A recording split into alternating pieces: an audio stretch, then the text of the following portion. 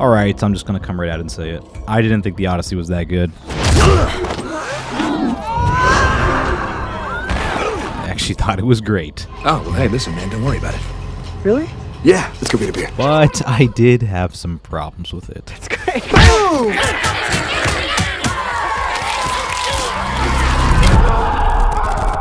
But even despite these problems, I'd be lying if I said I didn't have an absolutely amazing time sitting in the theater watching it.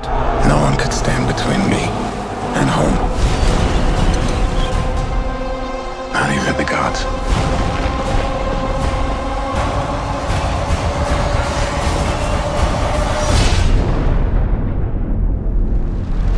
So the Odyssey, it's one of the oldest surviving works of literature in human history. It's a story that I think most people are familiar with and has been adapted and spun and warped into so many things throughout the centuries. You know, it's one of the single most foundational stories of all time. And now we have a new movie about it, and it's directed by this goober. The man who made Tenet, one of the wackiest and maybe dumbest movies ever. Don't try to understand it. Feel it. And for what it's worth, I actually really do like Tenet. It's just, you know, kind of nonsensical. I realized I wasn't working for you. We've both been working for me. What the f does that mean? But going from a schlocky spy movie to an adaptation of one of the most important stories ever conceived, I mean, that's a range, baby. It's paradoxical, and yet it works. Now, if you're for some reason unfamiliar with the Odyssey, I'll give a quick, very informal rundown of it.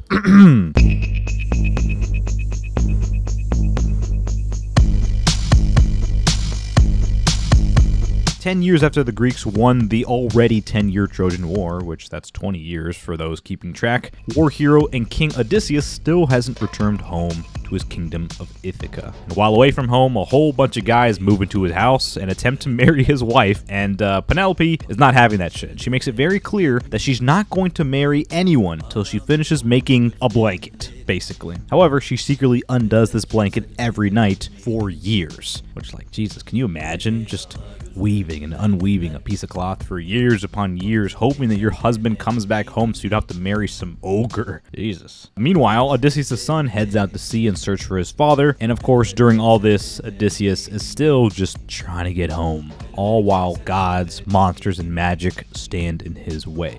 And that's basically the premise of the story. Guy tries to get home to his wife and son and has to deal with a whole bunch of bullshit along the way, all the while his wife and son also have to deal with their own bullshit along the way. And having said all that, I guess that leads us to...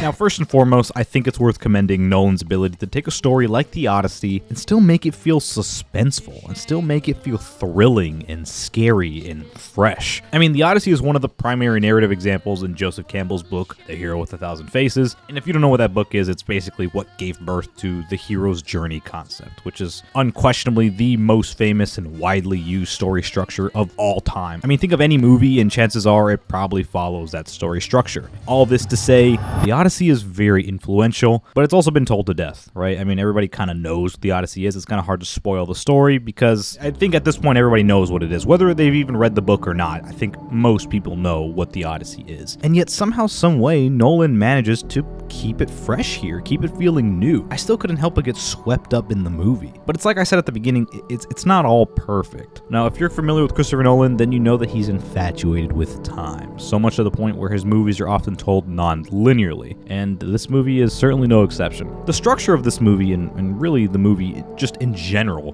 takes some time to get settled into. Honestly, I think the movie kind of started rocky, as is commonplace with Nolan's movies at this point. The editing at first was really jarring. We'd jump from 20 years in the future to 20 years in the past, then jump ahead 10 years, and then maybe go back 3 years. But then a character would tell a story that would have us jump 3 years again back in the past. It's a lot of jumping around, and you're constantly weaving through different perspectives and timelines and stories, and it's a lot to take in at first, but eventually you settle in and the movie starts picking up and you start to understand why Nolan was so drawn to this story. I mean, I can't be the only person to be both intrigued and confused by Nolan's desire to adapt this story. I mean, Nolan's always been someone who's mainly gone for more grounded sci-fi leaning stories, and this marks his first movie to really dive into fantasy and myth, especially with all the talk about how he likes to do things practically and likes to shoot on location, all while using very little CGI or green screen. I think most people were interested in how he managed to show the Odyssey without using all that stuff.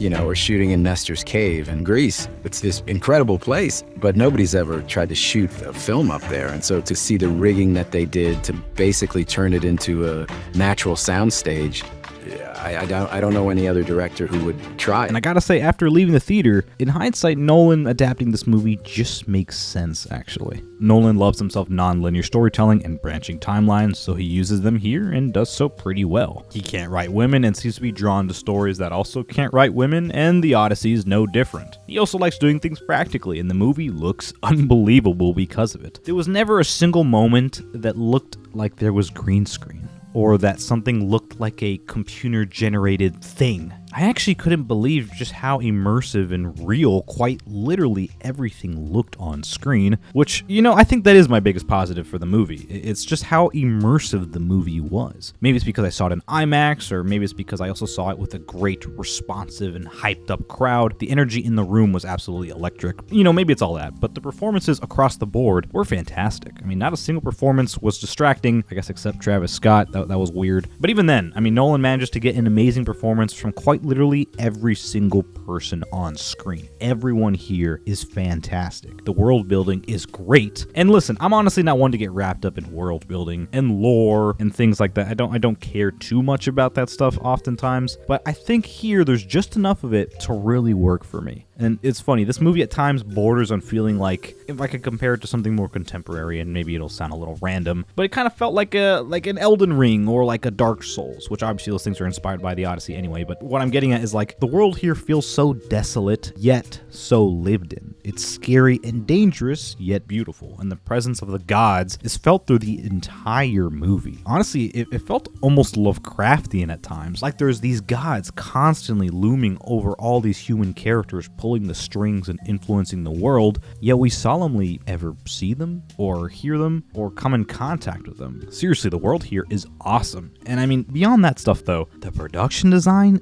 unreal. The sets looked truly unbelievable. I constantly found my gaze wandering across the screen, appreciating how detailed the locations were. The music is also crazy. The costumes are fantastic. And you know what? I actually just want to address some of the backlash this movie's been getting really quickly. Most of which has actually happened before the movie even came out in true internet fashion. A lot of people complained about the casting choices and the accuracy of the costumes and the creative liberties this movie took in general. And I understand all that, but I'm sorry, the rule of cool unfortunately trumps everything else. Like, I remember when the internet saw this for the first time, and so many people were like, what the hell is this? This isn't accurate at all. If this was accurate, it would look like this. Okay, this is what we really want. This is what the movie should look like. It's like, what the fuck? No one wants this. Quit the yapping. This looks way cooler than that. I don't think anyone's gonna deny that, and if you do, get off of Reddit. It's the same reason why characters in the movie speak in contemporary English, because it's cooler and funnier than listening to them talk in old Homeric dialogue, which, on a real quick note, the movie's pretty funny at times, shockingly so. But yeah,